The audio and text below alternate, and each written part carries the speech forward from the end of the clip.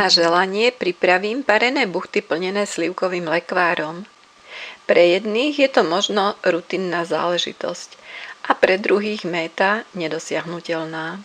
Dôvodov môže byť niekoľko a ja sa ich budem snažiť postupne vysvetliť. Vitajte! Pripravíme kysnuté cesto. 30 g nesoleného masla necháme v horúcom vodnom kúpeli roztopiť. 260 ml čerstvého mlieka zohrejeme na 35 stupňov Celzia a trochu z neho odlejeme do misky. Do mlieka prisypeme 7 g sušeného droždia a 1 lyžičku práškového cukru. Použiť čerstvé droždie je riziko, lebo niekedy ho v buchtách cítiť a nevždy nakvasí. Sušené je istejšie. Všetko spolu dobre premiešame a tým kvasenie urýchlime. Misku s kváskom vložíme do horúceho vodného kúpeľa. Sušené droždie sa asi za 10 minút takto krásne nakvasí. Do misky preosejeme 200 g hrubej a 300 g polohrubej múky.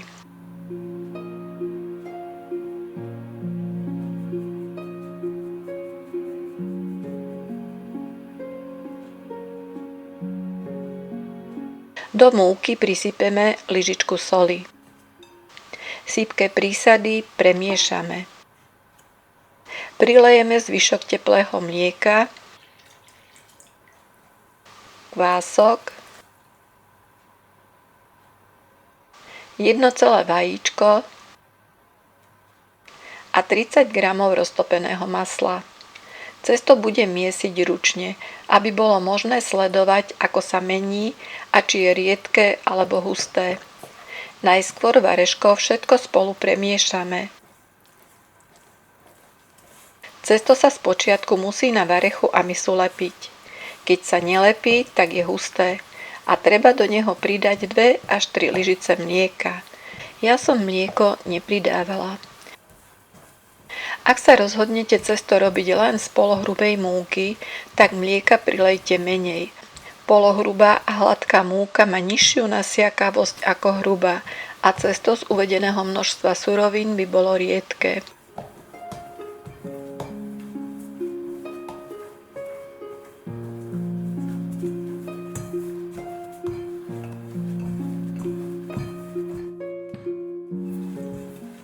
Cesto asi po 10 minútach miesenia sa od misky odtrhá a na ruku vôbec nelepí. Vidíme, že je mäkučké. Jamka po prste sa zlieva len veľmi pomaly. Je pružné a mierne ťahavé. Cesto po vyformovaní bochníka preložíme do čistej sklenej misy. Vrch pomúčime. Misu prikryjeme potravinárskou fóliou. Dobre utesníme, aby cesto počas dlhého kysnutia neobschlo. Misu s cestom vložíme do elektrickej rúry vyhriatej na 30 stupňov Celzia a pri tejto teplote necháme 40 minút kysnúť. Kedysi som cesto nechávala kysnúť v dreze s teplou vodou. Cesto po vykysnutí zdvojnásobí svoj objem. Po prepichnutí prstom nesmie spľasnúť. Keby spľaslo, je prekysnuté. Treba ho premiesiť a znovu nechať nakysnúť. Cesto preložíme na dosku posypanú hrubou múkou. Vidíme, že ešte stále nespľaslo a drží svoj tvar.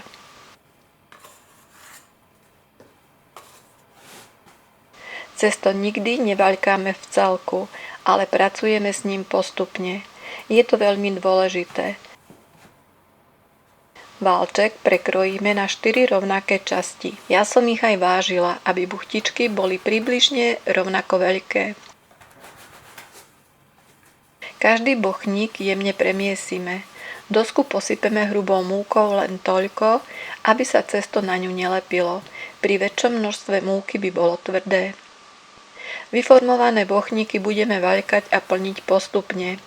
Ak by sme celé cesto vyvaľkali, rozkrájali a lekvárom naplnili naraz, tak posledné buchtičky pri dlhom čakaní na parenie prekysnú.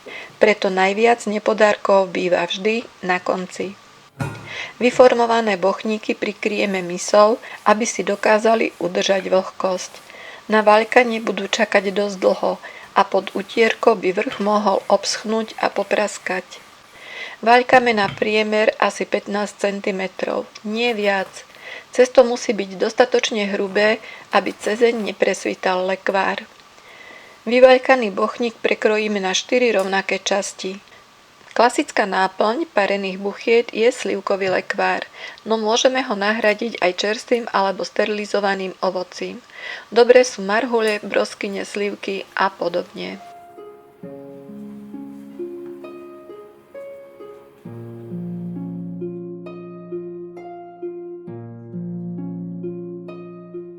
Pri formovaní buchtičiek postupujeme opatrne. Spoje dobre popritláčame, aby sa počas parenia neotvorili a lekvár nevytiekol.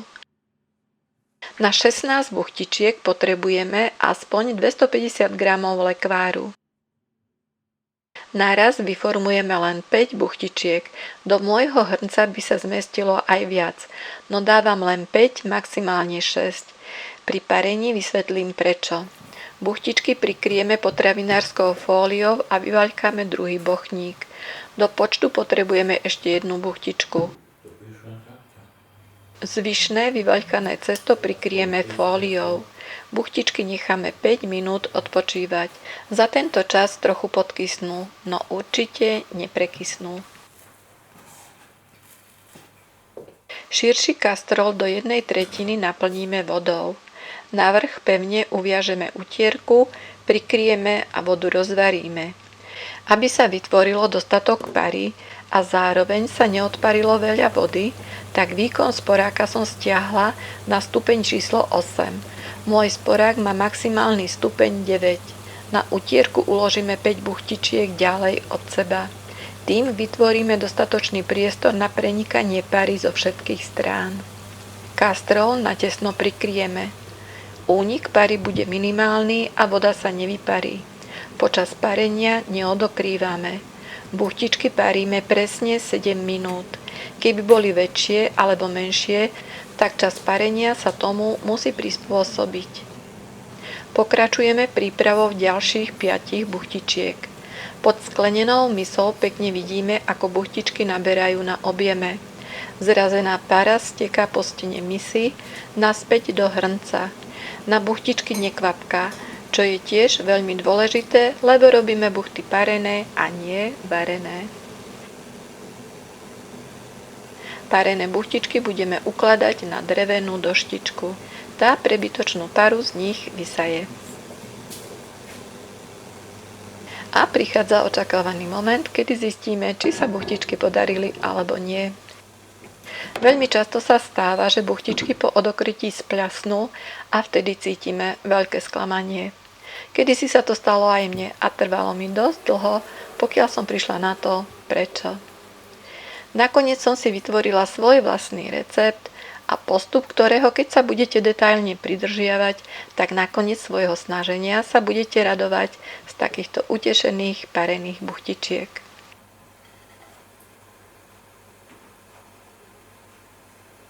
Ďalšiu várku buchiet necháme na teplom sporáku 5 minút kysnúť. Vodu znovu rozvaríme a postup parenia opakujeme.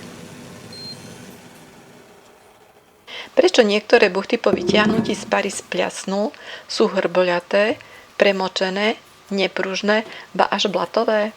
Stáva sa to hlavne vtedy, keď ich pripravíme v predstihu a pri dlhom čakaní na parenie prekysnú. Dôležité je misu počas parenia neodokrývať a jej tvar musí byť taký, aby zrazená para nekvapkala na buchty. Tiež dbáme, aby pod ňou bolo dostatok pary. Najideálnejšie je hrubú a polohrubú múku zmiešať v pomere, ako je uvedené v recepte. Pri dodržaní všetkých zásad, ktoré som spomenula, sa vám parené buchtičky určite podaria. Pre istotu ešte pripomeniem, že každá, aj tá najmenšia zmena v receptúre alebo postupe prípravy môže v konečnom dôsledku byť dôvodom na neúspech. Preto podľa možnosti na recepte nič nemente.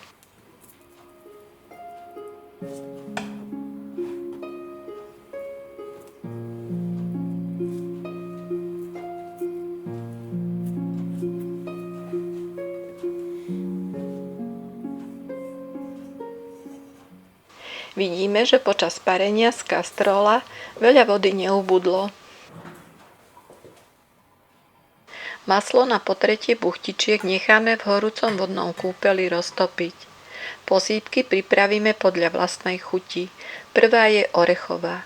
Škoricový cukor zmiešame s práškovým cukrom a pridáme do zomletých vlašských orechov. Dobre premiešame. Druhá posýpka je maková. Vanilkový alebo vanilinový cukor zmiešame s práškovým a pridáme do zomletého maku.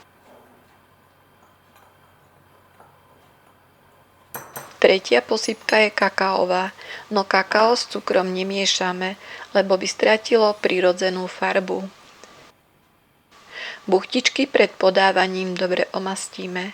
Maslom pritom nešetríme, lebo v ceste ho veľa nie je. Parené buchty sa najčastejšie posýpajú makom a orechmi, no keď sme boli deti, tak najviac nám chutili posýpané cukrom a kakaom, lebo kakao roztopené v masle nám pripomínalo čokoládu.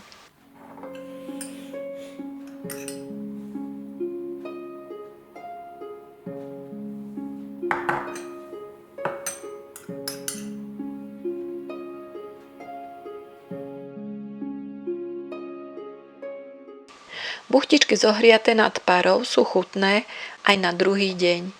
Zohriaté v mikrovoľnej rúre už také chutné nie sú.